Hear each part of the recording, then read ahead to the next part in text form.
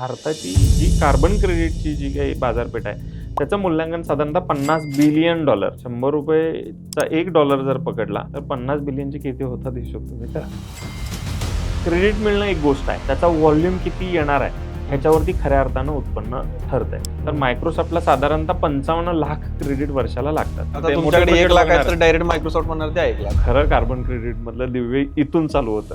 तुमचा प्रोजेक्ट रजिस्ट्रीमध्ये आहे म्हणून तुमचे क्रेडिट कोणी विकत घेणार नाही, तुम्हाला तुमची स्टोरी विकावी लागेल. तर पुढचा गेम अवघड आहे विकणं. जसं शेतीमध्ये उगवणं ठीक आहे, विकणं अवघड आहे. तो गेम इथेही लागू आहे. म्हणजे काय, मग भारतातनं प्रोजेक्टला क्रेडिट मिळाले नाहीत का मिळाले, विकले नाहीत का विकले, पैसे कुठे आहेत तुम्ही करा ना, गुगल सर्च करा की किती शेतकऱ्यांना भारतामध्ये कार्बन क्रेडिटचे पैसे मिळाले. एक बातमी मिळाली तर पैसे.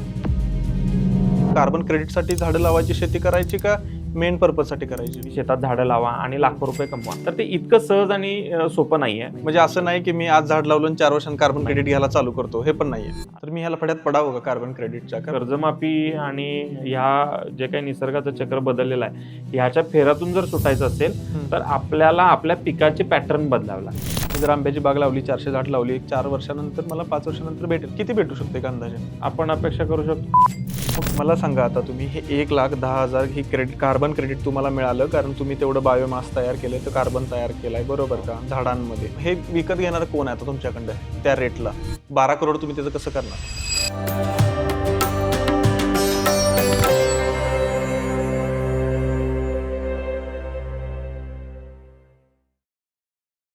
आजकाल तुम्ही इंटरनेटवरती, रील्सवरती बघताय की कार्बन क्रेडिट हे काय आहे, कार्बन क्रेडिट म्हणजे नेमकं काय असतं आणि त्याचं पैसे येतात. पण ते पैसे कसे येतात, कुठून येतात, कोण देतं, कशा पद्धतीने होतं? तुम्ही बघितलं असेल की कार्बन क्रेडिटमध्ये की थोडीशी झाडं लावा आणि लाखो रुपये कमवा, किंवा हे लावा किंवा करोडो रुपये कमवा, असे खूप सारे रील्स, फोटोज तुम्ही बघितले असतील किंवा खूप सारे आर्टिकलमध्ये पण वाचलं असेल. पण तुम्हाला त्याचं मूळ माहित आहे का की कार्बन क्रेडिट म्हणजे काय असतं, कशा पद्धतीने ते क्रेडिट जमा होतं किंवा क्रेडिटचं ते कुठं विकलं जातं, याचा सगळा चिट्टा आज आपण घेऊन आलो मित्रांनो. आज आपल्यासोबत कुंदन पाटील सर आहेत. नमस्कार सर. नमस्कार. तर सरांच्याकडून आपण डिटेलमध्ये माहिती घेणार आहे की कार्बन क्रेडिट म्हणजे काय असतं, ते शेतकऱ्यांच्या फायद्याचं आहे का, आणि त्याचं काय होऊ शकतं. हे तुम्ही थोडंसं किचकट आहे, थोडंसं शांतमध्ये व्यवस्थित डबल रिपीट करून पहा, मग तुम्हाला ते कळेल.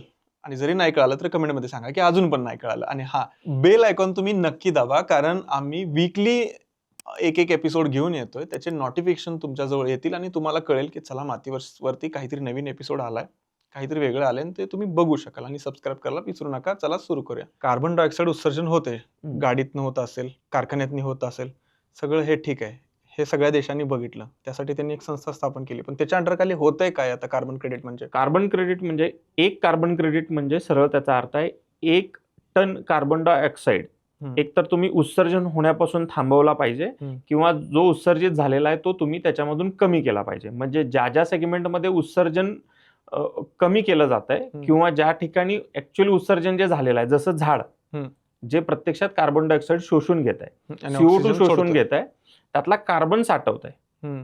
कार्बन साठवण्याला क्रेडिट मिळतात. ओके. ऑक्सिजन सोडण्याला क्रेडिट मिळत नाही. हा सगळ्यात महत्वाचा आहे. कार्बन साठवते. झाडातलं जर तुम्ही त्या पूर्ण बॉडीमधलं जर मॉइश्चर काढलं, राहिलेला जो काय तो सगळा कार्बन कंटेंट आहे. तर ज्या ठिकाणी कार्बन डायऑक्साईड साठवला जातो, मग तो जमिनीमध्ये असू दे, त्या ठिकाणी सुद्धा आपल्याला कार्बन क्रेडिट मिळतं. तर सगळ्यात महत्वाच्या ज्या काही प्रॅक्टिसेस आहेत त्या ऍग्रिकल्चरमध्येच आहेत.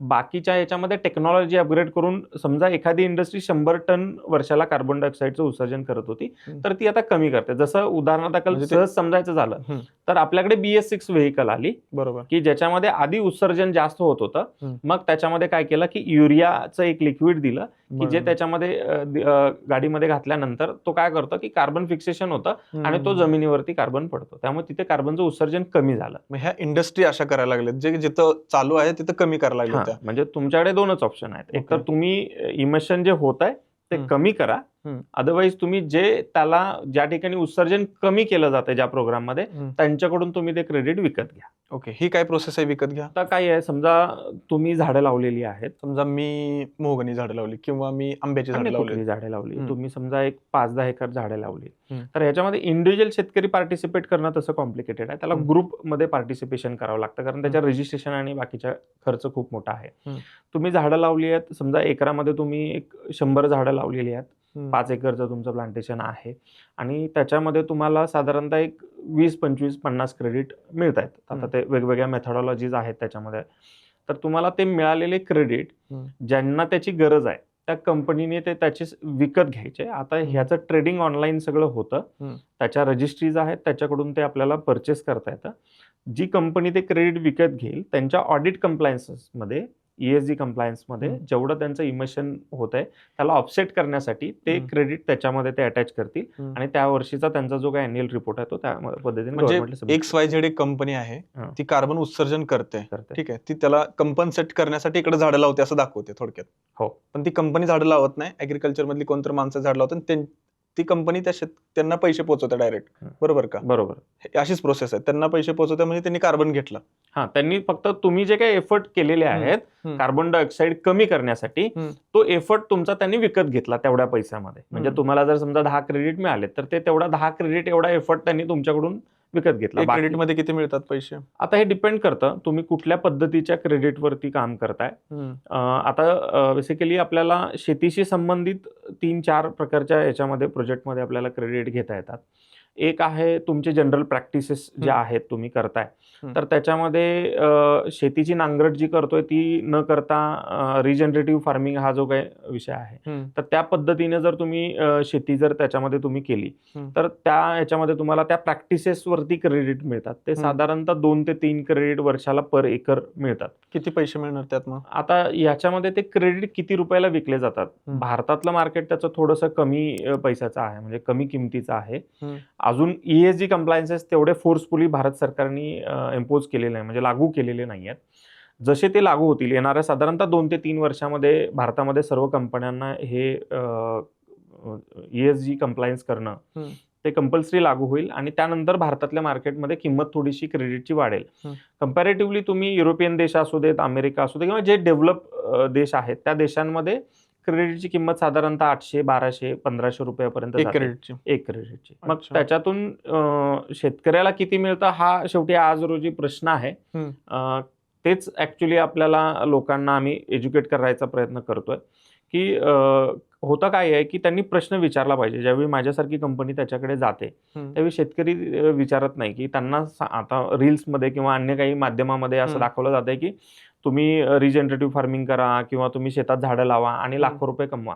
तर ते इतकं सहज आणि सोपं नाही आहे. ह्याच्यामध्ये खूप पेशन्सची गरज आहे, कारण एक प्रोजेक्ट बनवण्यासाठी शेतकऱ्यांच्याकडून माहिती संकलित करणे, ती प्रोसेस करणे, त्याला त्या पद्धतीने एक प्रोजेक्ट डिझाईन डॉक्युमेंट बनवणे, ते त्या रजिस्ट्रीमध्ये सबमिट करणे, मग त्यांच्याकडून त्याच्यावरती प्रायमरी अप्रूव्हल येतं, प्रायमरी नंतर मग पुन्हा ऑडिट करणे, ऑडिट नंतर ॲक्च्युली मग आपल्याला ती डीड मिळते की ज्याच्यामध्ये आपल्याला किती क्रेडिट मिळणार आहे ते त्याच्यावरती ठरतं.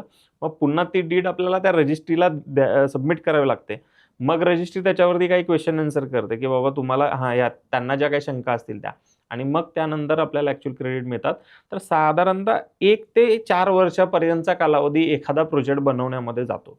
त्यामुळे पहिल्या वर्षी आपण काहीतरी डॉक्युमेंट केला, करार केला म्हणून शेतकऱ्याला पैसे मिळतील का, तर ते नक्कीच नाही.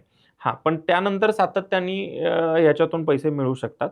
पण त्यासाठी माझं शेतकऱ्यांना एक नम्र आव्हान आहे की प्रोजेक्ट तुम्ही कोणाच्या तरी मालकीच्या पैशानं केलेल्या कंपनीमध्ये न गुंतवता तुम्ही ग्रुप करावा शेतकऱ्यांनी स्वतःचा. त्याच्यासाठी लागणारी जी काही किरकोळ खर्च आहे ते जर सगळ्यांनी एकत्रात केला तर त्या प्रोजेक्टची मालकी शेतकऱ्यांची असेल. मला एक सांगा, आता राहुल कुलकर्णी सरांनी तुमच्या शेतावरती येऊन व्हिडिओ केला, तुम्ही मोहगनीची झाडं लावलेत, बरोबर का? बरोबर. तुमचंच कन्सेप्ट सांगा की तुम्ही मोहगनीची झाडं लावलेत, त्याचं कार्बन क्रेडिट किती मिळणार? मग कार्बन क्रेडिटसाठी झाडं लावायची शेती करायची का मेन पर्पजसाठी करायची? आता ह्याच्यामध्ये काय आहे सगळ्यात महत्वाचं, कार्बन क्रेडिट हे एक सप्लिमेंटरी म्हणजे जोड मिळणारं उत्पन्न आहे. म्हणजे ते एखादी कोणतरी कंपनी फंड्स देते ते कार्बन क्रेडिट घेण्यासाठी, बरोबर का? असंच ना? नाही, असं नाही आहे. आता आम्ही जो प्रोजेक्ट केलेला आहे त्याच्यामध्ये हा सगळा शेतकऱ्यांनी गुंतवलेल्या गुंतवणुकीवरचा प्रोजेक्ट आहे. तुम्ही केलेला? आपण किती एकरवरती आहे? आता साधारणतः आम्ही 6000 एकरवरती जवळजवळ 8 राज्यांमध्ये आम्ही काम करतोय. तर 6000 एकरवरती आता आमच्याकडे प्लांटेशन झालेलं आहे. त्यातला 4500 एकर एकरचाच आमचे 2 प्रोजेक्ट आम्ही केले आणि नंतरचा आता 1500 एकर आणखीन जे काही यावर्षी होईल त्याचा आम्ही 3रा प्रोजेक्ट नवीन रजिस्टर करू. म्हणजे Credit- तुमचं एक्झाम्पल सांगा, तुम्ही मोहगनी कधी लावली होती? आम्ही साधारणतः 2018 पासून मोहगनीची लागवड चालू केली. तुमचं ते क्षेत्र जे बघितलं मी व्हिडिओमध्ये, तिथं तुम्ही 2018 ला मोहगनी लावली होती? नाही जे क्षेत्र तुम्ही त्या व्हिडिओमध्ये बघितलं ते 2 वर्षापूर्वीचं लागवड 2 आहे. वर्षापूर्वीच 2 आहे. वर्षापूर्वीचं आहे. आता जे साधारणतः 6-7 वर्षाची जी झाडं आहेत ते त्याचा जर घेर बघितला तर 32 ते 36 इंचापर्यंत त्याचा DBH म्हणजे आपल्या छातीच्या डीबीएच उंचीला म्हणजे? Diameter in breast height. Okay. तर साधारणतः सरकिमपर्यंत त्याचा 36 इंच आहे. ओके, तो CBH म्हणावा लागेल त्याला. तर तो 36 इंचा पर्यंतचा आहे आणि झाडाची जी उंची आहे ती 42 ते 45 फुटापर्यंत गेली आहे उंची. 6व्या-7व्या वर्षी. 2 वर्षाची झाडं साधारणतः 12 फुटाच्या पर्यंत 15 फुटापर्यंत आहेत. त्याचा जो सर्किमपर्यंतचा आहे म्हणजे घेरा जो आहे तो घेरा आपल्याला 4 इंचापासून 7 इंचापर्यंत बघायला मिळतो. आता काय आहे की कार्बन क्रेडिट कशाला मिळू शकतं तर सगळ्या झाडांना मिळू शकतं.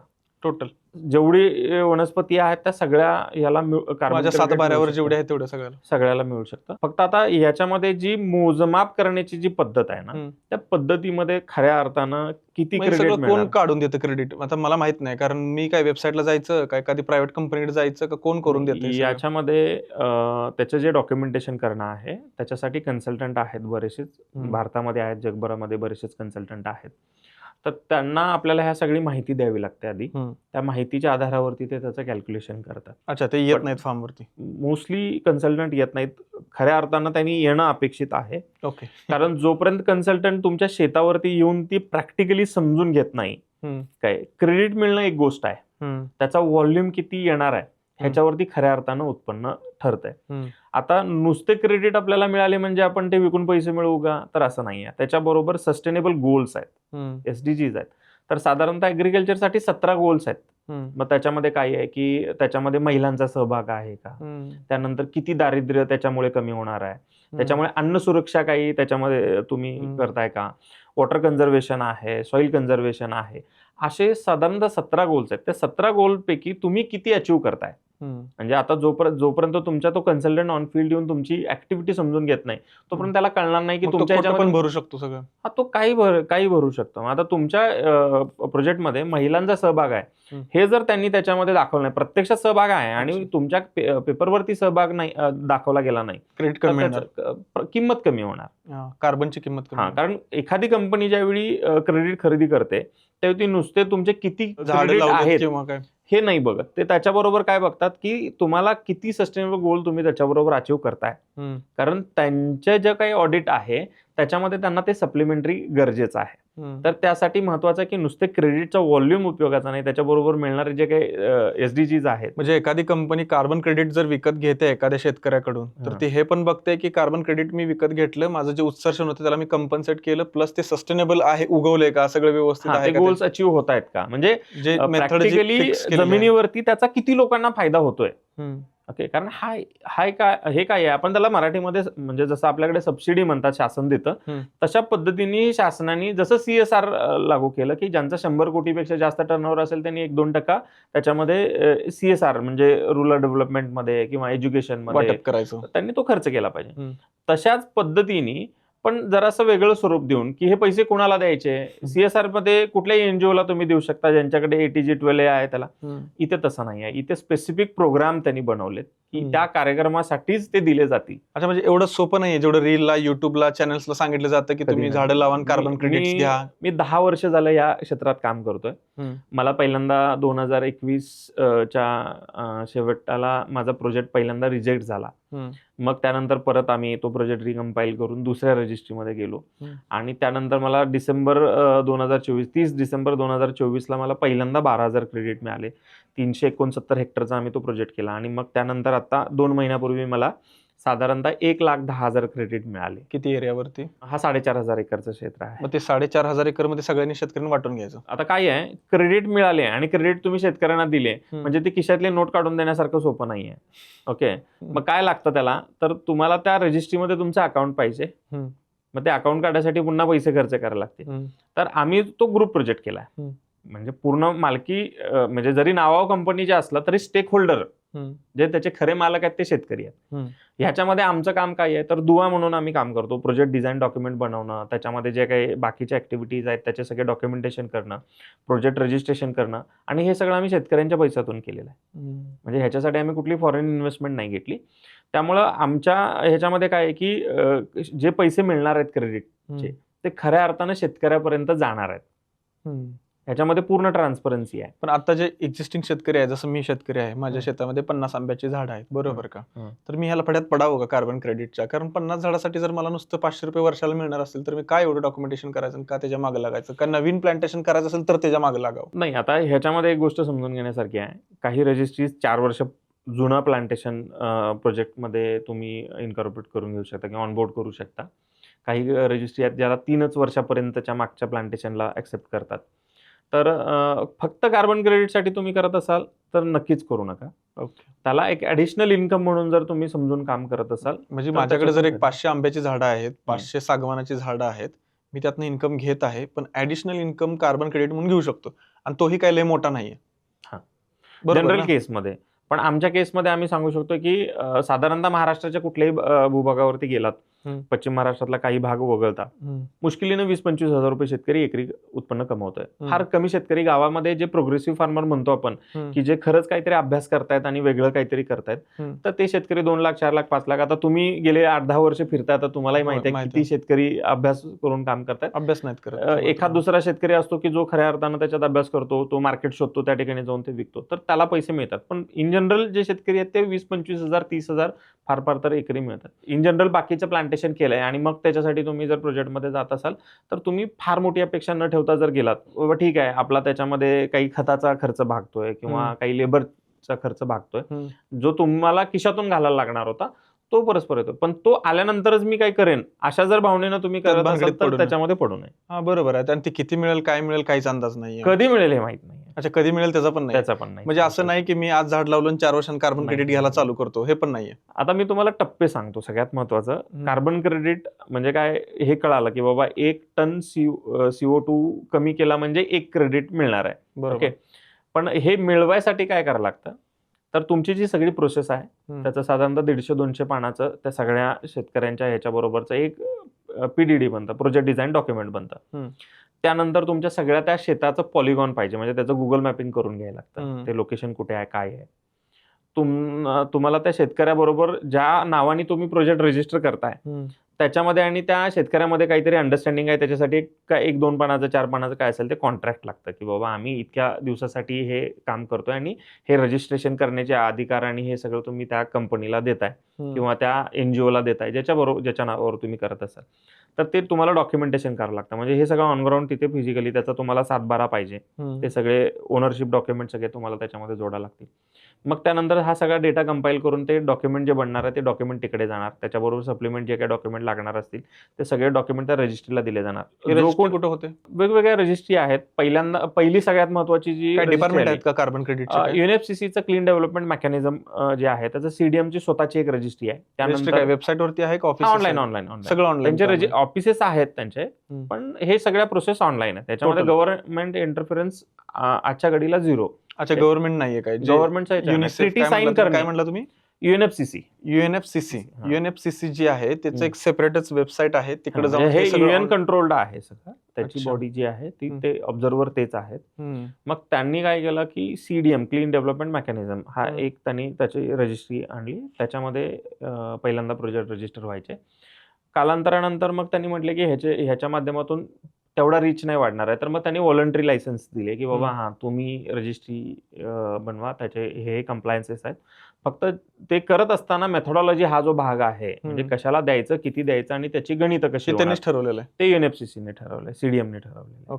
ओके. आपल्याला ते डॉक्युमेंट देत असताना पहिल्यांदा तुम्हाला तिथे अकाउंट काढायला लागतं. मग प्रत्येक रजिस्ट्रीची एक अकाउंटची वर्षाची फी आहे. मग या केसमध्ये जनरली कन्सल्टंट काय म्हणतो, तुम्ही कशाला अकाउंट काढता, आमच्या अकाउंटमध्ये तुम्ही हे करा. ऍक्च्युअली सगळ्यात खराब ब्लफ इथे आहे, कारण प्रोजेक्टचा कंट्रोल सगळा त्याच्याकडे जातो. अच्छा, एजंट जो कन्सल्टंट आहे त्यानं जर अकाउंट तिकडे ओपन केलं, त्याचं अकाउंट असतं, पेमेंट त्याच्या अकाउंटवरती, त्याचं अकाउंट तिथे असतं, अकाउंटचा सगळा ऍक्सेस त्याच्याकडे जातो, सगळे क्रेडिट त्याच्या कंट्रोलमध्ये राहतात. माझा प्रामाणिक सल्ला आहे, तुम्ही प्रोजेक्ट कुठल्याही याच्यामध्ये करा, हम्म. कन्सल्टंटच्या अकाउंटवरती कधीही प्रोजेक्ट तुम्ही हे करू नका. भले तुम्हाला $500,000 वर्षाचे पैसे द्यावे लागले तरी चालतील. स्वतःच अकाउंट तिथं पाहिजे. अकाउंट असायला पाहिजे, स्वतःच्या तर account वर जमा तुमच्याकडे व्हायला कंट्रोल आहे, तर तुम्हाला सगळी माहिती कळते. म्हणजे पैसे Otherwise डॉलरमध्ये तुम्हाला कळत येतात. नाही. आता हे एकटा शेतकरी करू शकत नाही, ह्याच्यासाठी ग्रुप लागतो. बरोबर. दुसरी गोष्ट काय आहे, हे दिल्यानंतर ते पहिल्यांदा प्रायमरी ते अनालिसिस करतात, चेक करतात, आणि मग 30 दिवसाचा त्याचा एक कमेंटिंग पिरियड असतो. ते पब्लिक कमेंटिंगसाठी असतं, की त्या प्रोजेक्टमध्ये काय तथ्य आहे काय नाही, हे कोणी त्याच्यावरती आपलं Objection मत घेऊ शकतं. ऑब्जेक्शन घेऊ शकतो. त्या फेजमधून प्रोजेक्ट पुढे गेला की मग तुमची खरी परीक्षा चालू होते फील्ड ऑडिटची. आणि त्या ऑडिटमध्ये एक थर्ड पार्टी असतो, ज्याला त्यांनी लायसन्स दिलेले असतात, रजिस्ट्रीनी ॲक्रेडिशन दिलेले असतात. मग ते ऑडिटर तुमचा हा सगळा डेटा जे काही तुम्ही डॉक्युमेंट बनवलेला आहे त्यांना दिल्यानंतर मग ते ऑनसाईट येणार किंवा सॅटेलाईट AIचा वापर करणार किंवा अन्य काही त्यांच्याकडे टूल्स आहेत, त्याच्यावरती पुन्हा ते 150-200 पानाचा एक रिपोर्ट बनवणार की हे खरं आहे का, ह्या स्टेप्स बरोबर आहेत का, ते प्रोसिजर फॉलो केल्या जात आहेत का, जेन्युइनली ते ओनरशिप शेतकऱ्याचे आहे का, ह्या सगळ्या गोष्टी त्याच्यामध्ये तपासल्यानंतर मग ते तुम्हाला एक इश्युएन्ससाठी MR देणार, म्हणजे मेजरमेंट रिपोर्ट जो आहे तो तुम्हाला देणार, आणि तो पुन्हा तुम्ही रजिस्ट्रीला द्यायचा. आता हे करत असताना तुम्ही ज्या मेथॉडॉलॉजी वापरल्या त्या टेम्पलेटचे पैसे पडतात तुम्हाला.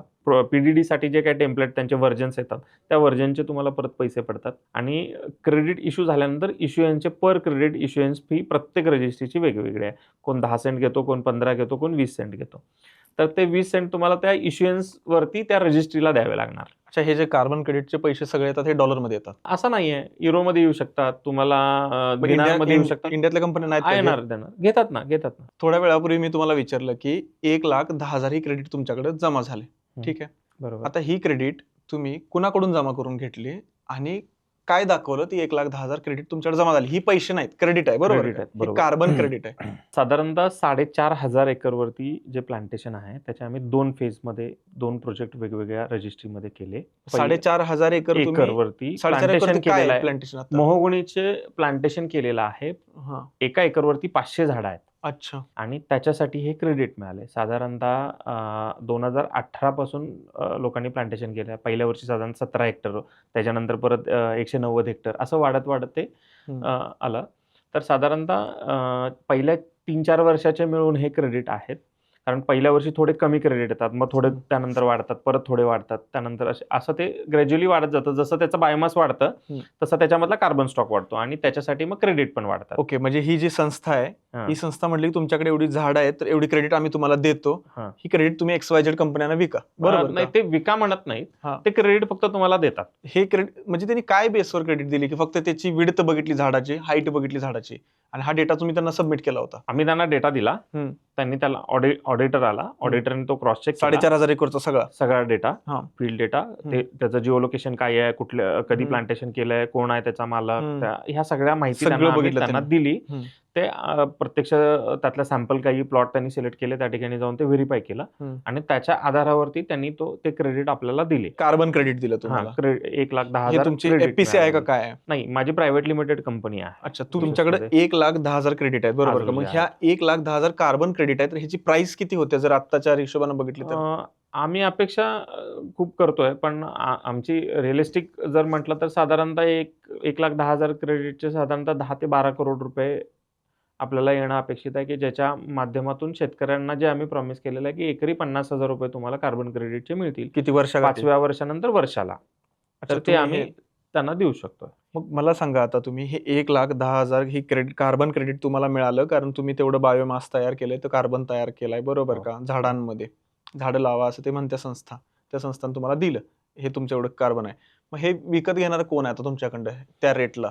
12 करोड तुम्ही त्याचं कसं करणार? माझ्याकडे थोडे क्रेडिट विकले गेले, मी तुम्हाला म्हटलं ते ऑनलाईन एक्सचेंज वरून काही क्रेडिट विकले गेले, तर ते चांगल्या रेटला विकले जात आहेत.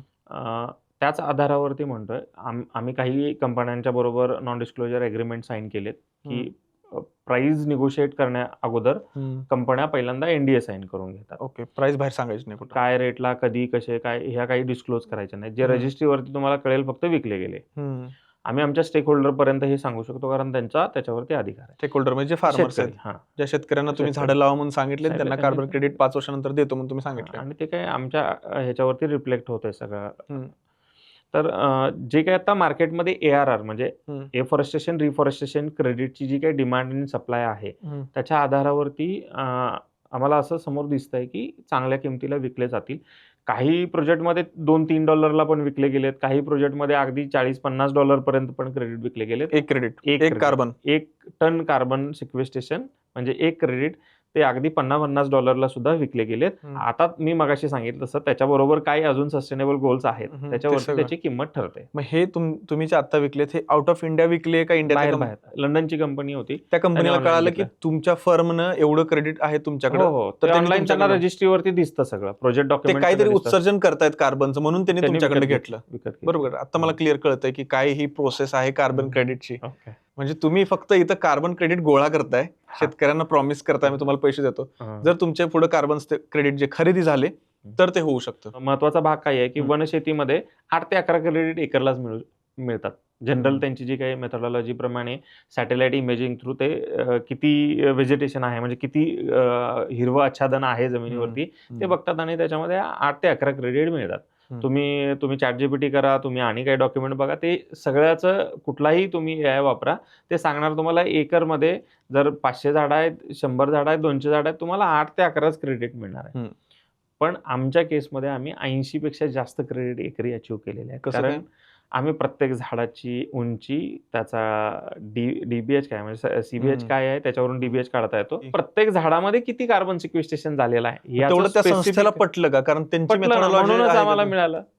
अच्छा, ती प्रोसेस आहे त्यांच्याकडे, पण तेवढं डीप मध्ये जाऊन कोण करत नाही. अच्छा, म्हणजे त्यांची जी मेथॉडॉलॉजी आहे असं नाही का की त्यांची फक्त AI म्हणजे वरून सॅटेलाइट इमेज फोटो काढला, तुम्ही ग्राउंड प्रॅक्टिकली फिजिकल डेटावरती काम करू शकता, पण ते तुमचं प्रूव्हन पाहिजे. ते येऊन चेक करतात का नंतर? थर्ड पार्टी ऑडिटर येऊन चेक करतात.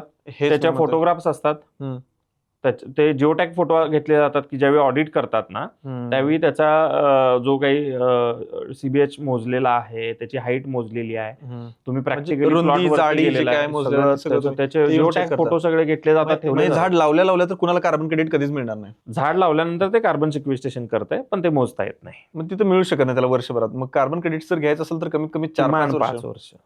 हेच म्हणजे शेतकऱ्याच्या अँगलनं जर विचार केला, कोणाकडे ऑलरेडी 4 वर्ष जुनी झाड आहेत तर त्यानं करू शकतो काय अप्लाय तो? समजा आजपासून 4 वर्ष जुनी असतील झाडं, तर त्याच्यासाठीचं डॉक्युमेंट किमान आजच्या डेटला रजिस्ट्रीवरती पब्लिश केलं गेलं पाहिजे, म्हणजे त्यांना सबमिट केलं गेलं पाहिजे, तर ते कन्सिडर होईल. जितकं तुम्ही पुढे जाल तितकं मग ते इलिजिबल ठरणार नाही.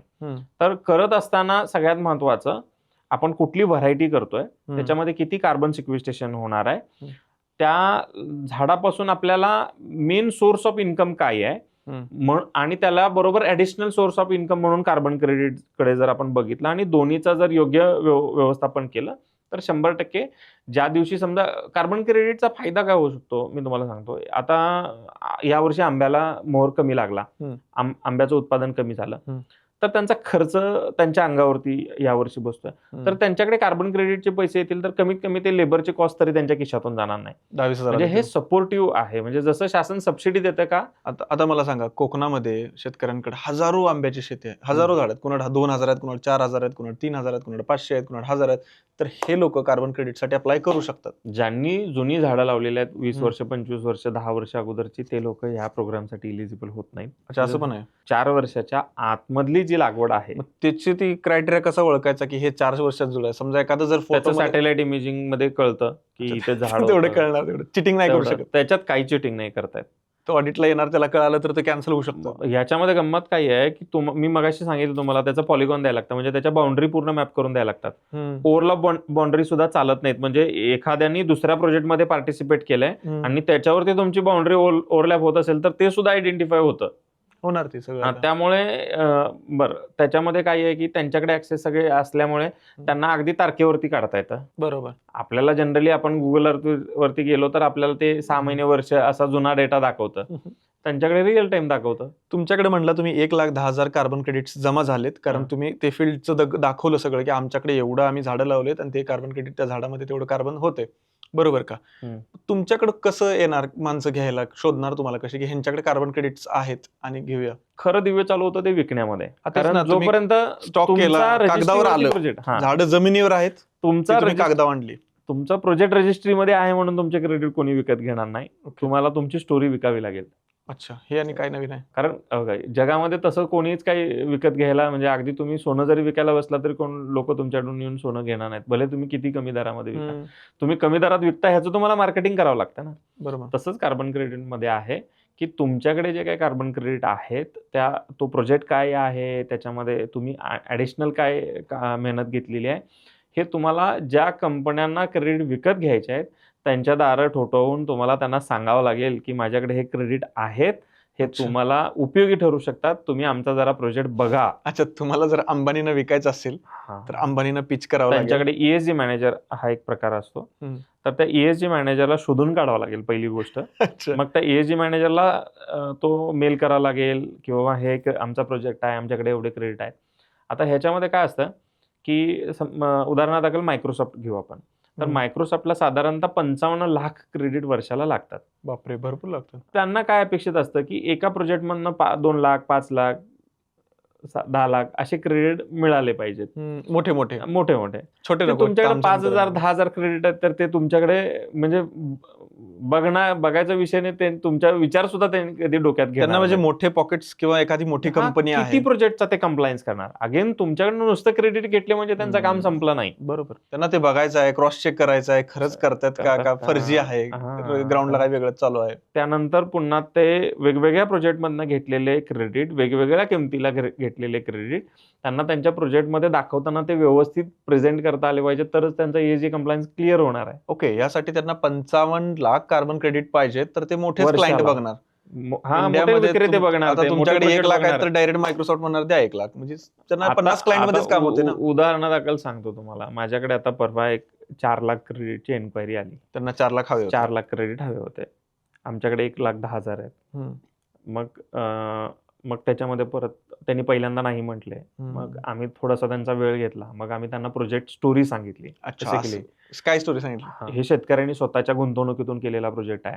शेतकऱ्यांना ह्याच्यामध्ये दुसरं अजून काही अपेक्षित नाहीये, इन्कम नाहीये. लोक इंटरक्रॉप करतायत, आणखीन वेगवेगळ्या हे गोष्टी करतायत, पण शेतकऱ्यांनी जाणीवपूर्वक झाडं लावलेली आहेत, त्यांना कार्बन क्रेडिट मिळालं पाहिजे. आणि ह्याच्यामध्ये आम्ही तुम्हाला 25-30 वर्ष कार्बन क्रेडिट देऊ शकतोय.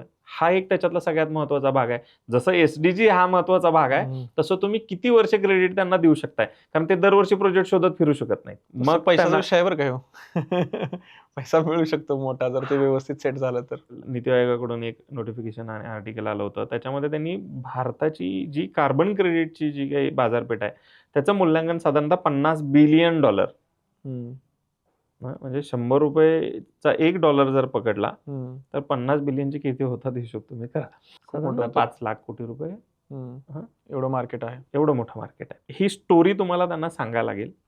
तुमचे क्रेडिट त्यांना कसे युजफुल आहेत, कारण क्रेडिट बऱ्याच लोकांकडे आहेत. मग तुमचे क्रेडिट का घ्यायचे ते सांगायला लागेल. मग ते आम्ही त्यांना पिच केलं.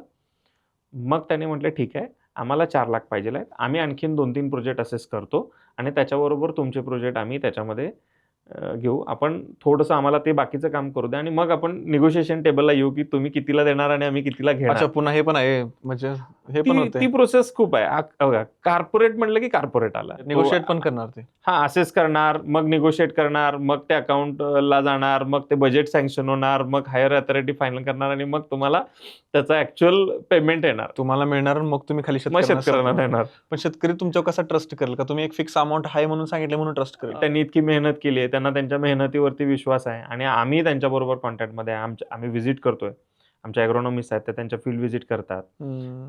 आमच्या सगळ्या टीम फोनवरती बोलत राहते. कारण काय, समजा कार्बन क्रेडिट जर तुम्ही जेवढे साठवलेत सगळ्या शेतकऱ्यांना लावायला सांगून आणि ते जर सेलच नाही झाले तर ना खाली पैसा देऊ शकता ना. आम्हाला खात्री आहे की आम्ही विकणार. म्हणजे काय मार्केट होईल रेडी असं मला वाटतं. माझ्यासारखे सिमिलर प्रोजेक्ट 2 लोकांनी आमच्या बरोबरच काम करणाऱ्या लोकांनी डुप्लिकेशन केलं. आज त्यांचे क्रेडिट विकले गेले नाही ना. माझ्या आधी 1 वर्ष प्रोजेक्ट रजिस्टर होऊन विकले गेले नाही. एकाच्या प्रोजेक्टमध्ये तर 6च क्रेडिट फक्त गेले. ते का दिले त्यांनी कोणाला ते त्यालाच माहिती. पण माझ्याकडचे 1000 तरी आजच्या तारखेला गेलेत आणि माझ्याकडे पैसे आलेत, जमा झालेत आणि आम्ही ते शेतकऱ्यांना दिलेत. पण आम्ही पैसे ठेवत नाही. आज पैसे जमा झाले, आज शेतकऱ्यांना देऊन टाका, कारण ते पैसे ठेवून आम्हाला काय करायचं? बँकेचीच भर आहे ना. करंट अकाउंटला नाही व्याज मिळताना काय काय फायदा आहे. त्यामुळे आम्ही जसे पैसे येत आहेत तसे आम्ही शेतकऱ्यांना तुमचा काय देतो. फायदा आहे तेवढं व्याप करून? आम्ही 15% शेअरिंग घेतो. आम्ही शेअर अच्छा. प्रॉपर या बेसिसवरती काम करतो आणि आमची संकल्पनाच मुळात अशी आहे की शेतकऱ्याला मिळणार जे उत्पन्न आहे ते मिळवून द्यायचं आणि त्या मिळालेल्या उत्पन्नातून 15% त्यांनी आम्हाला द्यायचे. मला तर वाटतं हे साईडमध्ये साईड एक एक्स्ट्रा इन्कम म्हणून शेतकऱ्यांनी ठेवायला पाहिजे. मिळाला तर मिळाला, नाही मिळाला नाही मिळाला असं नाही मला नाही, मिळणार वाटतं. ना, मिळणार ना. नाही, थोडं रिस्कीच आहे ना. काय आहे का मिळणार त्याचं कारण सांगतो. आम्ही तेवढे असोसिएशन वाढवले आमचे. म्हणजे त्या रिलेटेड जे काही लोक आहेत, विकणारे इंटरमिडिएटर असतील ते वाढवले. मग हे सगळं ऑनलाईनच होतं का? सगळं ऑनलाईन आहे Totally online. इथे काही लोक समोरची भानगडच फिजिकल नाही. मीटिंगचं काय भानगडच नाही. सगळं गुगल मीट आणि मेल ह्याच्यावरती सगळं. आता आम्ही इंटरमिडिएटर वाढवले. आम्ही आमची स्ट्रेंथ वाढवली क्रेडिट सेलिंगसाठी. वेगवेगळ्या प्लॅटफॉर्मवरती आम्ही आमचा प्रेझेन्स वाढवला. जसं कार्बन ट्रेड एक्सचेंज म्हणून एक मोठा प्लॅटफॉर्म आहे, त्याच्यावरती आम्ही credit ट्रेडिंगच विकत- होते थोडक्यात, व्यापारच होते म्हणा. एक बरोबर. माणूस येतोय तुमच्याकडनं कार्बन क्रेडिट घेतोय, तुम्ही त्याला बरोबर. विकताय आणि तुम्ही शेतकऱ्यांना पैसे देताय. काही लोक आहेत असे की ज्यांना 2, 5, 10, 15, 20 क्रेडिट पाहिजे असतात. ते डायरेक्ट जातात, बघतात त्यांच्या प्राइस कम्पॅटेबल SDGs ओके असतील तर ते डायरेक्ट तिथून परचेस करतात. ज्याला व्हॉल्यूम जास्त पाहिजे आहे मग तो इनडेप्थ जातो. मग ते सरकारनं पण मॅन्डेटरी केलंय का की कार्बन क्रेडिट इंटरनॅशनल ट्रेड जे करतायत त्या सगळ्यांना कंपल्सरी आहे. जे कार्बन उत्सर्जित करतायत त्यांनी कुठं कंपन्सेट करायला पाहिजे ते. हो, त्यांना कंपल्सरी आहे. कुठं तर झाडं लावा आणि ते CSR द्यायचं आहे तसं कार्बन क्रेडिट कार्बन क्रेडिट पण घ्यायचे. हे कधीपासून झाले? साधारणतः 2000 सालापासून याची सुरुवात झाली. पण ह्याचं मार्केट जे डेव्हलप व्हायला चालू झालं ते साधारणतः 2010-11 पासून एक 17 पर्यंत खूप चांगलं मार्केट होतं. 17 नंतर जसं कोविड आला तसं त्यानंतर पुन्हा ह्याचा थोडासा प्राइस खाली आल्या. ओके.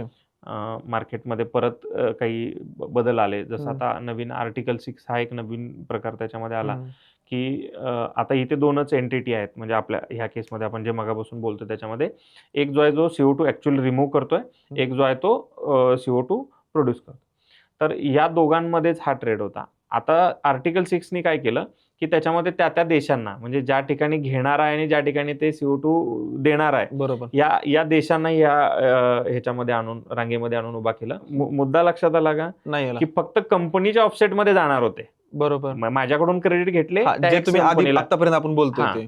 बरोबर. त्या एक्स कंपनीच्या ऑफसेटमध्ये फक्त त्यांचं जे काय आहे त्यांना त्याचा फायदा होणार होता. बरोबर बरोबर. आता ते आर्टिकल 6 मध्ये जर तुम्ही त्या LOA बरोबर जर तुम्ही क्रेडिट विकत असाल तर त्या देशाचा जो ओव्हरऑल जो प्रोग्राम आहे नेट झिरो, आता भारताचं उद्दिष्ट आहे की 2070 पर्यंत नेट झिरो अचीव्ह करायचं. नेट झिरो म्हणजे जे काही उत्सर्जन होत आहे कम्पॅरेटिव्हली तेवढे CO2 रिमूव्ह पण करायचे. मग वेगवेगळ्या कार्यक्रमाच्या अंतर्गत मग ते झिरो करायचं, जेवढं उत्सर्जन तिकडं देशाच्या पातळीवरती. मग त्याच्यामध्ये सगळेच घटक आले.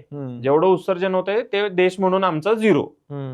तर आर्टिकल 6 मध्ये भले तुम्ही भारताच्या जमिनीवरती तो प्रोजेक्ट केलेला आहे, ऍक्च्युअल ऑक्सिजन इथे येतोय, इथला कार्बन डायऑक्साईड साठवला जातोय, पण मी ते क्रेडिट विकले जापानला आणि ते आर्टिकल 6 ह्याच्यामध्ये मी जर दिले तर ते भारताच्या ह्याच्यामध्ये काउंट नाही होणार. ते जापान देशाच्या नेट झिरो प्रोग्राम मध्ये काउंट होणार. अच्छा, पूर्ण देशाच्याच प्रोग्राम मध्ये आलं लक्षात. म्हणजे ह्यामुळे रेट जास्त भेटू शकतो.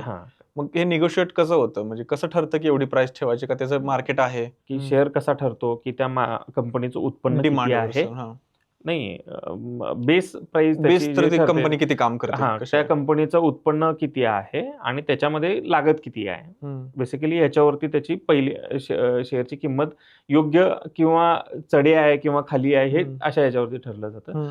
तसं याच्यामध्ये तुमचा तो प्रोजेक्ट एक्झिक्यूट करण्यामध्ये किती खर्च झाला, त्याचा किती लोकांना फायदा होणार आहे आणि मग त्याच्यामध्ये तुम्हाला किती क्रेडिट मिळालेत आणि तुम्ही किती लॉंग टर्म ते अचीव्ह करणार आहे, किती वर्ष तुम्ही ते करत राहणार आहे, त्याच्यावरती क्रेडिटची किंमत ठरते. मग एकदा जर ते मिळालं तुम्हाला तर ते कंटिन्यू मिळू शकतं. तुम्ही दर वर्षाला क्रेडिट घेऊ शकता, 2 वर्षाला घेऊ शकता, तुम्ही 5 वर्षाला घेऊ शकता. नाही, समजा तुम्ही 1 लाख क्रेडिट आता तयार केलेत, मायक्रोसॉफ्ट तुमच्याकडे आले की 1 लाख क्रेडिट आम्हाला द्या, पुढच्या वर्षाने मायक्रोसॉफ्ट घेणार का? हा, घेणार की. तसे कॉन्ट्रॅक्ट होतात. मग 10 वर्षाचे, 15 वर्षाचे, 20 वर्षाचे. 5 वर्षाचे केले तर 5 वर्ष पैसे येत राहणार. 5 वर्ष येत राहणार. ती कंपनी मायक्रोसॉफ्ट तुम्हाला देत राहणार. हा, तुम्ही क्रेडिट इश्यू करायचे, त्यांना नोटिफाय करायचं की आमचे क्रेडिट आलेले आहे, तुम्ही डिलिव्हरी घ्या. ते ऑनलाईन ट्रान्सफर केलं जातं आणि ते तुम्हाला पैसे देतात. काय ऐकावं ते वेगळंच आहे. पहिल्यांदाच एवढं डिटेलमध्ये. बऱ्याच लोकांनी केलेले आहेत कॉन्ट्रॅक्ट, तसे फ्युचर कॉन्ट्रॅक्ट केलेले आहेत. आम्ही तेच अपेक्षा करतो की पुढच्या कमीत कमी 15-20 वर्षाचे कॉन्ट्रॅक्ट एका कंपनी बरोबरच व्हावं. फिक्स पैसे येत राहतील हा एक प्राइस ठरते ना, दरवर्षी कोण हम्म. बघत बसणार की किंमत वरती गेली की आणि खाली ते तुम्ही गेली. झाड लावलेलं आहे ते कायमच झालं, त्याचं झालेलं उलट आहे. ते वाढत जाणार, वाढत विड्थ, जाणार. डेप्थ, हाईट, शेतकऱ्याला त्याचा पण पैसा भेटणार, आणि हे जे कार्बन डायऑक्साईड त्यात जे फिक्स करते झाड ते त्याचा पण पैसा भेटणार त्यांना. म्हणजे मी जे आता फिरत असताना बघतोय की लोकांना माहिती दिली जाते की इतके पैसे लाखो मिळणार, करोडो मिळणार. तर 3 वेगवेगळे ह्याच्यामध्ये कन्सेप्ट आहेत. एक तुमच्या जनरल प्रॅक्टिसेस, रिजनरेटिव्ह फार्मिंग वगैरे हा एक सेगमेंट आहे. दुसरा आहे बायोचार, म्हणजे जे काही ॲग्रिकल्चर वेस्ट आहे त्याचा कोळसाच बनवायचा आहे, पण ते तुम्ही शेतामध्ये न जाळता त्याची एक प्रोसेस आहे. त्या पद्धतीने ते जाळायचं आणि पूर्ण न जाळता ते एकदा जळलं ते म्हणजे काळं झालं, तर कार्बन दिसतो आपल्याला, कोळसा झालाय, त्या स्टेजला त्याला विझवायचं आणि तो कार्बन पुन्हा काय करायचा, खतामध्ये आपल्या ह्याच्यामध्ये वापरायचा. आता वेगवेगळ्या पद्धतीचे चार मिळतात. काही प्युरिफिकेशनला जातात, काही फर्टिलायझरला जातात. चारकोल. हां. तर ते त्याच्यामध्ये पण क्रेडिट मिळतात, की जसं मराठवाडा, विदर्भामध्ये कापूस जास्त लावला जातो. तर त्या कापसाचे जे काही वेस्ट राहिलेलं झाड आहे. झाड आहे, तर त्याच्यापासून बनवला जातो. भाताचं जे काही पिंजर आहे, तर त्याच्यापासून बनवला जाऊ शकतो. तर अशा वेगवेगळ्या जे काही ॲग्रिकल्चर मध्ये आपण जे काही वेस्ट राहतं, जे जाळून टाकतो, त्याच्यापासून बायोचार बनवला जातो, त्याचे क्रेडिट मिळतात. त्याच्या डेन्सिटीवरती ठरतं, की 1 ते 3 पर्यंत पण इथं तर ऑलरेडी तुम्ही ते जाळताय, तर कार्बन उत्सर्जन नाही का करत इथे? नाही, म्हणूनच सांगितलं ना, त्याच्यामध्ये तो कोळसा जो आहे ना, तुम्ही त्याची पूर्ण भुकटी झाली आणि त्याचं काहीच हे राहिलं नाही खाली. तर तो सगळा जो काही कार्बन आहे तो तुम्ही सोडून दिला. पण त्याची एक प्रोसेस आहे, त्याच्यामध्ये जर तुम्ही केलं, तर मॅक्सिमम कार्बन तो खाली राहतो आणि त्या कार्बनला पुन्हा फर्टिलायझरमध्ये मग तो सॉइल कार्बन इम्प्रूव्ह फक्त करण्यासाठी फर्टिलायझरलाच वापरला वापरा, जातो. जाळायसाठी नाही पुन्हा तो. नाही, त्याचं काय करणार परत तुम्ही? पुन्हा आणि उत्सर्जन झालं कार्बनचं. काहीच नाही राहणार त्याच्यामध्ये. तर त्याचे मॉनिटरिंग सिस्टम वेगळी आहे. त्याच्यामध्ये साधारणतः 1 ते 3 पर्यंत क्रेडिट मिळतात. त्याची किंमत आजच्या डेटला चांगली आहे. बऱ्याच कंपन्या आता महाराष्ट्रासह भारतभरामध्ये बायोचारवरती काम करतायत. पण तिथे तो मी मगाशी सांगितल्यासारखा रिस्क फॅक्टर आहे, की जर इन्व्हेस्टमेंट बाहेरची आहे, तर पैसा पण बाहेर जाणार आहे. शेतकऱ्याला किती मिळणार ह्याच्यावरती माझ्यासमोर प्रश्नचिन्ह आहे. तिसरा जो कंपोनंट आहे तो आहे तुम्ही फॉरेस्ट्री. मग त्याच्यामध्ये फळझाड असू दे किंवा वन्य जाती असू देत, ते लावल्यानंतर. तर आता ह्या सगळ्यामध्ये क्रेडिट कशात जास्त मिळतात? तर वनशेतीमध्ये क्रेडिट जास्त मिळतात. किंमत कशामध्ये सगळ्यात जास्त मिळते? तर ती एकरमध्येच देतात का ते पण देताना? Acre, hectare. एकर किंवा हेक्टर? हेक्टरमध्ये मोजलं जातं सगळं. बायोचारच्या क्रेडिटची किंमत सगळ्यात जास्त आहे आणि जे काही अवघड पण आहे ते तयार करणं आणि बायोचार. हां, त्याला प्रोसेस आहे. त्याला मेकॅनिकल प्रोसेस आहे किंवा ते 800 डिग्रीपर्यंत ते टेम्परेचर असतं त्या ठिकाणी. त्या प्रोसेस सगळ्या वेगळ्या आहेत. त्याचे मशीन जे येतं, इंडस्ट्रियल मशीन, साधारणतः 2.5-3 कोटी रुपयेपर्यंत किंमत येते. मग ती गुंतवणूक आली. मी जर आंब्याची बाग लावली, 400 झाड लावली, 4 वर्षानंतर मला 5 वर्षानंतर भेटेल. 5 वर्ष मला माझं काम मी करत राहीन. किती भेटू शकते का अंदाजे? आपण अपेक्षा करू शकतो 10,000 ते 20,000च्या मध्ये. वर्षाकाठी भेटू शकतं. चांगली अमाऊंट आहे मग. 10-20 हजार रुपये जर लेबर चार्जेस निघले, साधारण आंब्याला जर वर्षीला 1 लाख रुपये रनिंग पण कॉस्ट आहे. त्याच्यासाठी काय आहे, तो प्रोजेक्टची जी काही एरिया आहे, तर तो साधारणतः 1,000 एकरपेक्षा मोठा एरिया त्या प्रोजेक्टमध्ये असायला पाहिजे. मग माझा इंडिव्हिज्युअल नाही करू शकत का नाही, मी? त्याच्यासाठी ग्रुपमध्ये करावं लागेल. एकटं नाही का करू शकत? एकटा नाही करू शकत. अच्छा, हे अशी काही प्रोसेसच नाही त्याला. नाही, कारण 60-70 लाख रुपये तर तुमच्या सगळ्या त्या रजिस्ट्रेशन आणि ऑडिटिंग आणि ह्या सगळ्यामध्ये खर्च होतात. म्हणजे अगदी 30-40 लाख रुपयेपासून 70-1 लाख रुपयेपर्यंत तुमचे हेच खर्च होतात. मग हे कार्बन क्रेडिट्स मिळवताना समजा एक 10 शेतकरी आले, बरोबर, ठीक आहे. 10 शेतकरी म्हणले किंवा 100 शेतकरी आले, 1,000 एकरवर त्यांनी प्लॅनिंग केलं. त्यांनी काय चुका टाळायला पाहिजे तिथं? सगळ्यात महत्त्वाचं, पहिला कन्सल्टंट नेमत असताना तो किती कॉम्पिटंट आहे, ट्रान्सपरन्सी आणि त्याच्याबरोबरचं कॉन्ट्रॅक्ट जे आहे ते सगळ्यात महत्त्वाचं, व्यवस्थित अगदी मुद्देसूद निगोशिएट करून. मी ज्यावेळी सुरुवात केली त्यावेळी कन्सल्टंट फार कमी होते. आता कन्सल्टंटचा बाजार लागलाय, त्यामुळे तुमच्याकडे चॉईस आहे. त्यामुळे कन्सल्टंट नेमत असताना तुम्ही तुमच्या टर्म्सवरती जो काम करेल त्याला नेमा. म्हणजे यात प्रोसेस अशी असते की शेतकरी असतो, तो कन्सल्टंटला पकडणार. कन्सल्टंट जी एक कंपनी आहे त्यांना तिकडे ती रजिस्टर करणार. ती कंपनीवर तुम्ही काय म्हणला, नाही, टप्पे सांगा मला. शेतकरी आहे, शेतकऱ्यांचा ग्रुप आहे, त्यांनी काहीतरी एंटिटी ठरवली की ज्याच्या नावानं तो प्रोजेक्ट बनवायचा आहे, ती त्यांची एंटिटी आहे. जसं आम्ही शेतकऱ्यांच्यासाठी एक प्रायव्हेट लिमिटेड कंपनी केली. मग ही कंपनी कन्सल्टंटला अप्रोच करेल. कन्सल्टंट काय करणार आहे, हे सगळं डॉक्युमेंटेशन प्रिपेअर करण्याचं काम करणार आहे. जे शेतकऱ्यांनी लावले, काही लावलेलं असेल कार्बन क्रेडिट, त्याच्यामध्ये ऍक्च्युअली ते कॅल्क्युलेशन करणं, त्याच्या प्रोसेस समजून घेणं, त्याचा राईटअप करणं आणि ते डॉक्युमेंट बनवणं. हे डॉक्युमेंट काय करणार, ते रजिस्ट्रीला त्याच्या जे काही तुम्ही अकाउंट करणार त्याच्यामध्ये जाऊन ते अपलोड करणार आणि रजिस्ट्री मग ते चेक करून पब्लिक कमेंट वगैरे ह्या सगळ्या प्रोसेस करून मग फायनल ओके डन, तुमचं टेम्पलेट ॲक्सेप्ट झालं. आता तुम्ही फायनल ऑडिटला या. ऑडिटला एक मग तुम्ही थर्ड पार्टी असणार. थर्ड पार्टी त्या रजिस्ट्रीच्या वर त्या audit ला. रजिस्ट्रीकडे ज्या काही व्हेरीफाईड ऑडिटर आहेत रजिस्ट्रीला कोणी उभा केले ते वेगवेगळ्या लोकांनी त्याच्या जसं आपल्याकडे खाजगी संस्था आहे ना तशा रजिस्ट्रीच्या तशा त्या रजिस्ट्री संस्था आहेत. ओके. पण त्याचं मॉनिटरिंग सगळं वेगळ्या लेवलला होतं. त्याच्यामध्ये छोटे छोटे लूप सुद्धा त्यांच्या सगळी काही जी काही उभा केलेली गुंतवणूक आहे ती घालू शकतात. त्यामध्ये छोट्यातली छोटी चूक सुद्धा त्यांना कोण करतं मॉनिटर? युएनएफसीसी. युएनएफसीसी. ओके. दिल्यानंतर मग आपण ऑडिट कॉल करतो. ऑडिटरला आपण पुन्हा सगळा डेटा देतो. ऑडिटर येऊन फिजिकली चेक करेल किंवा त्याच्याकडे जे काही टूल्स असतील त्याच्या आधारावरती ते तपासतील आणि मग ते आपल्याला क्रेडिट किती आहेत आपण सांगितलं की 100 आम्हाला हे आहेत, आम्ही कार्बन साठवलेलं आहे 100 टन, तर ते चेक करतील की 100 टन आहे का. 100 टन असेल तर 100 टन सांगतील, त्यातला लिकेजेस असतील तर ते लिकेजेस सांगतील आणि मग ते त्या पद्धतीने रिपोर्ट देतील की नाही तुम्ही म्हणता 100 पण तुमच्याकडे 50च आहे, तर ते 50चा रिपोर्ट देतील. मग रजिस्ट्री आपल्याला तेवढे क्रेडिट आपल्या अकाउंटवरती जमा एवढे तुमच्याकडे क्रेडिट आहेत. मग तुम्ही ट्रेडिंगच्या व्यापार पुढे तुम्ही शेतकरी करणं अशक्य आहे. मीही शेतकरी आहे. माझी सुरुवात अशीच झाली होती की आपण टाइम दिलाय ना करू. 10 वर्ष साधारणतः याच्यामध्ये शिकायला भरपूर वर्ष गेली असतील. बेसिक कन्सेप्ट समजून घेणं, ट्रेडिंग समजून घेणं हे एकटा शेतकरी करू शकत नाही, पण ग्रुप मध्ये आल्यानंतर शक्य आहे. मग कन्सल्टंट इथं काय फसवू शकतो? कन्सल्टंट काय करू शकतो, जसं मी मगाशी सांगितलं अकाउंट तो तुझ्या स्वतःच्या अकाउंटमध्ये, त्याच्यामुळे तुमच्याकडे ट्रान्सपरन्सी नाही, तुमच्याकडे त्या क्रेडिटचा हे नाही. तो कधी विकेल म्हणजे तो खरंच जेन्युइनली ते विकण्यासाठी प्रयत्न करतोय का हे तुम्ही समजूनच नाही घेऊ शकणार. तो 10 वर्ष थांबला आणि साठवला पुन्हा विकला तरी चालेल. मग साठवू शकतो नाही, तुम्ही ठेवू शकता क्रेडिट, पण काय आहे ESG कंप्लायन्सेस हे वर्षाला सगळ्या कंपन्यांचे येतात. ते क्लोज 2-3-4 वर्षाच्या आतले क्रेडिट विकले जातात. त्याच्यानंतर जे क्रेडिट आहेत ते विकले जाण्याची शक्यता फार दुर्मिळ होत जाते. ताजेच विकायला कार्बन जमा झाले ते लगेच पटपट विकायला पाहिजे. ARR मध्ये थोडासा स्कोप आहे, बाकीच्या याच्यामध्ये नाही आहे तेवढा. की ARR मध्ये काय आहे की क्रेडिट एका वर्षात मिळत नाही, त्यामुळे त्याला 3-4 वर्षाचं मार्केट राहतं. पण 5 वर्षाच्या नंतर जे तुमचे क्रेडिट जर जुने होत गेले तर समजा की ते विकले जाणार नाही आहेत. काहीतरी घोळ आहे किंवा नाही विकले जाणार आहेत. पण ते विकले जायला पाहिजेत ना, कारण ते झाडं तर आहेत किंवा काही नाही. तोच तर महत्वाचा आहे ना. मार्केट तुम्ही ज्या कन्सल्टंटला नेमलाय आणि त्यांनी जर मार्केटिंगची जबाबदारी घेतली असेल, त्यांनी विकून तुम्हाला पैसे द्यायचे आणि त्याने नाही विकले तर तुम्ही काय करणार? तुम्ही काहीच नाही करू शकत. तर ती टर्म त्या ह्याच्यामध्ये आहे का? आम्ही फसलोय, आम्ही फसणं त्यातून शाणं झालोय. म्हणून मी हे तुम्हाला सांगू शकतो की क्रेडिट विकायचे असतील तर तुम्हाला अनेक इंटरमिडिएट लागतील, म्हणजे ब्रोकर लागतील. तर तुम्ही कन्सल्टंट बरोबर करार करत असताना क्रेडिट इश्युअन्स ॲज अ कन्सल्टंट तुझे पैसे काय आहे ते घे आणि तुझा विषय संपव. तुम्ही अनेक वेगवेगळ्या इंटरमिडिएट ब्रोकर बरोबर तुम्ही काम केलं तरच तुमचे क्रेडिट विकले जाण्याचे चान्सेस आहे. अदरवाईज मग तुम्हाला स्वतः बसावं लागेल, तुम्हाला मेल करत बसावं लागेल, तुम्हाला लिंक्डइनवरती बसावं लागेल, तुम्हाला डेटा परचेस करावा लागेल ज्याच्यामध्ये ESG मॅनेजरचे कॉन्टॅक्ट डिटेल मिळतील. त्यांना त्यांचे जे मॅनेजर आहेत त्यांना तुम्हाला सगळं सांगावं लागेल आणि मग पुन्हा तुम्हाला त्या लेवलला ती स्टोरी रन करायला लागेल. म्हणजे मग तुम्ही मार्केटिंग केल्याशिवाय विकला तर नक्कीच जाणार नाही. म्हणजे मार्केटिंग हे कार्बन क्रेडिट विकण्यासाठी करायला पाहिजे. तुम्हाला मिळालेत म्हणून पैसे देणार आहे का कोणी?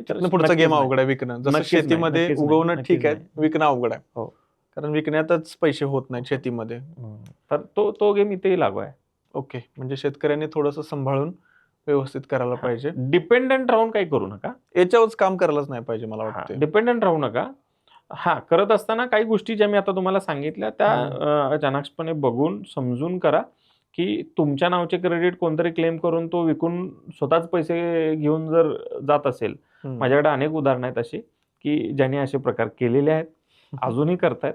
त्यामुळे माझं ते म्हणणं आहे की तुम्ही काय चाललंय म्हणजे कोण 1000 क्रेडिट 500 क्रेडिट लोक साठवत असतील आणि विकून टाकत असतील, कोणाला कळून पण देणार नाही. 10,000 50,000 एक लाख क्रेडिट लोकांनी विकले आणि लोकांना पैसे नाही दिलेले. तुम्ही करा ना, गुगल सर्च करा की किती शेतकऱ्यांना भारतामध्ये कार्बन क्रेडिटचे पैसे मिळाले. एक बातमी मिळाली तर पैसे मिळालेले नाहीत व्यवस्थित. म्हणजे काय मग भारतातनं प्रोजेक्टला क्रेडिट मिळाले नाहीत का? मिळाले. विकले नाहीत का? विकले. पैसे कुठे आहेत? दिले गेले नाहीत. कन्सल्टंटनं गायब केले मधल्यामध्ये.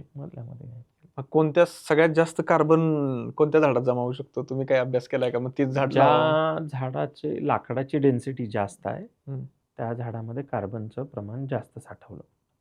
मग त्याच्यामध्ये तुम्ही फणस आहे, मोहगनी आहे. मोहगुनी आहे, जांभूळ आहे. जांभळाचं अ, लाकूड सा पण मोठं होतं. सागाची वाढ तेवढी होत नाही, म्हणजे कमी रुंदी वेळात होत नाही. घेरा वर वाढत नाही, जातं. त्यामुळे त्याच्यामध्ये हे नाही. जे झाड पटकन वाढतंय, ज्याचं लाकूड हार्ड आहे, अशा कुठल्याही झाडामध्ये कार्बन सिक्वेस्ट्रेशन जास्त होतं. तिथं क्रेडिट्स जास्त जास्त मिळतात. जर सगळ्या शेतकऱ्यांनी मिळून हम्म, एकसारखी प्रॅक्टिस असेल, हम्म. तरच क्रेडिट जास्त मिळतील. म्हणजे एका एकरवरती सगळ्यांनी समान झाडांची संख्या लागवड केलेली आहे, सगळ्यांचं एकसारखं समान यायला पाहिजे. स्पेसिंग वरती लागवड केलेली आहे, तर ते मेजर एकाच कॅटेगरीनं करता येतं. नाही तर मग ते जनरलाइज मध्ये जातं, मग 8 ते 10 क्रेडिट वरती परत आपण येतो. मग हा बिझनेस पण होऊ शकतो की म्हणजे लोक येतील म्हणतील की हे लावा ते लावा, आम्ही तुम्हाला क्रेडिट काढून देतो, पण त्यांना नाही जमलं तर शेवटी नुकसान होणार. 100%. म्हणजे आमच्याकडूनही ते झालंच असतं असं म्हणायला हरकत नाही. ज्यावेळी पहिल्यांदा प्रोजेक्ट रिजेक्ट झाला, आम्ही गिव्हअप जर केलं असतं त्या ठिकाणी, तर 100% शेतकऱ्यांचं नुकसान होतं. आम्ही परत सगळं ते रिकम्पाईल करून आम्ही नव्याने मग कुठले रजिस्ट्रीमध्ये जायचे तोपर्यंत आम्हाला ऑप्शन मिळाले, त्यामुळे मग आम्ही रजिस्ट्री बदलली. आमचा प्रोजेक्ट त्या ठिकाणी ऍक्सेप्ट केला, त्यांनी आम्हाला दिले क्रेडिट तेवढे. कोणत्या देशातून सगळ्यात जास्त कार्बन क्रेडिटला मागणी आहे? युरोपियन देश आहेत, अमेरिकन आहेत. तर ते जास्त मागतात, म्हणजे त्यांच्याकडे जास्त. उत्सर्जन पण होते, त्यांना ते भयानक होतं, सेट करायचं, भयानक होतं. त्यांची डिमांड जास्त आहे. सगळ्यात जास्त उत्सर्जन करणारा देश आजच्या घडीला अमेरिका आहे. कारण काय आहे, त्यांचा जो ट्रेड होतो तो जे बाहेरच्या देशात इम्पोर्ट करतात, ते इम्पोर्ट करत असताना तिथे विचारलं जातं ESG कंप्लायन्स आहे का, असेल तरच आणा, नाहीतर मग नाही करत. असा तो प्रकार आहे. की येणाऱ्या काळामध्ये की कार्बन क्रेडिट्स शेतकऱ्यांसाठी आहे का, संधी किती मोठी संधी आहे का, हळूहळू बघायला पाहिजे याकडे शेतकऱ्यांनी? मोठी संधी आहे, नजीकच्या काळामध्ये आहे, अगदी थोडक्यात सांगितलं तर. पण शेतकरी आंधळं जे काही काम करतोय ना, तर त्याच्याऐवजी थोडंसं डोळसपण आहे. आता प्रत्येक शेतकऱ्याच्या घरामध्ये, म्हणजे गावामध्ये एखादा BSc ॲग्री असतो, एखादा MBA असतो, एखादा इकॉनॉमिक्समध्ये मास्टर्स झालेला असतो. तर अशी मुलं आपल्याकडे आहेत की ज्यांना हे कळतंय. मला कळत नाहीये ना, मी थोडासा वयस्कर आहे किंवा मी जास्त शिकलेलो नाही शेतकरी म्हणून. तर हे समजावून सांगणारी माणसं आपल्याकडे आहेत. त्यांच्याकडे नॉलेज आहे. ते कुठेतरी 30,000-40,000 50,000ला कुठेतरी कंपनीमध्ये काम करतायत. तर त्याला थोडंसं तासभर बसून, बाबा हे काय आहे, हे जरा तू वाच, हे तू समजून घे आणि आम्हाला समजेल असं सांग. एवढं जरी शेतकऱ्यांनी फक्त केलं ना, तर शेतकऱ्याला 100%, कारण काय पश्चिम महाराष्ट्रामध्ये तशी शेती कमी आहे, म्हणजे लँड होल्डिंग पर फॅमिली कमी आहे. पण मराठवाडा विदर्भातल्या शेतकऱ्यांना नक्कीच ह्याच्यामधनं चांगला आधार तुमचं मिळेल. म्हणणं आहे की त्यांनी ते झाडं लावावीत, कमी पाण्यामध्ये ते ग्रो करावेत, त्याचं कार्बन क्रेडिट्स घ्यावं हे तुम्हाला वाटतं, आणि ती झाडं पुन्हा मोठे झाले त्याचं लाकूड पण विकू शकतात ते कट करून एंड मग तुम्ही फळबागा जरी केल्या तरी त्याच्यामध्ये सुद्धा क्रेडिट घेता येतात. फक्त ते करत असताना प्लॅन करून करा. तुम्ही जनरलाइज सेगमेंटमध्ये जाऊ नका, तुम्ही स्पेसिफिक करा आणि ते करत असताना तुम्ही ग्रुपमध्ये करा, तर तुम्हाला त्याचा एक प्रोजेक्ट तयार करता येईल. आम्ही शासनाला बऱ्याच गोष्टी सांगत असतो. सरकार म्हणून काय करतात, तर ते सरकारने स्वतःचं थोडंसं मूल्यांकन करणं गरजेचं आहे.